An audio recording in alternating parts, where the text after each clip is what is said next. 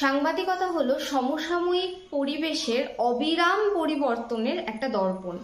মানে আমাদের চারপাশে কি ঘটছে, কি ঘটে চলেছে সেটা সম্পর্কে জনগণকে ওয়াকিবহাল করার জন্যে কিন্তু সাংবাদিকতার জন্ম।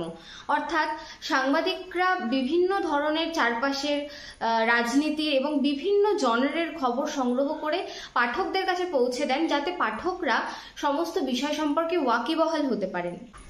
সাংবাদিকতা সম্পর্কে একটা কথা খুব বহুল প্রচলিত, যেমন যখন কুকুর মানুষকে কামড়ায় তখন কিন্তু সেটা সংবাদ হয় না, যখন একজন মানুষ একটা কুকুরকে কামড়ায় তখনই সেটা সংবাদ হয়। তার মানে এটাই যে যে ঘটনাগুলো নিয়মিত অবিরাম এবং যেটা আমাদের খুব পরিচিত সেটা সাধারণভাবে খবর হয় না।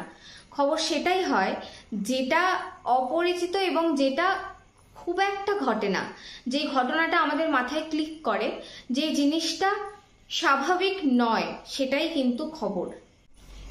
জওহরলাল নেহেরু সাংবাদিকদেরকে ওয়াচডগ বলেছেন। এই কারণেই বলেছেন যাতে ওয়াচডগের যা কাজ তাই যেন সাংবাদিকরা করতে পারে।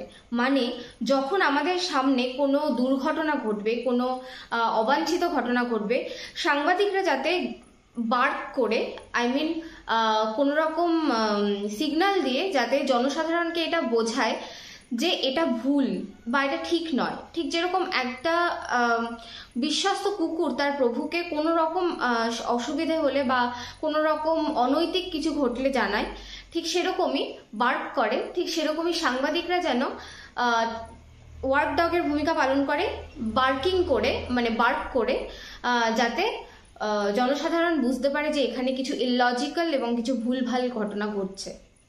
1780 সালে ভারতবর্ষের প্রথম সাংবাদিকতার সূচনা করেন জেমস অগাস্টাস হিকি। তিনি তার বেঙ্গল গেজেটের মাধ্যমে তিনি বিভিন্ন ধরনের ঘটনা খতিয়ে দেখতেন, ঘটনা তুলে ধরতেন জনসাধারণের সামনে।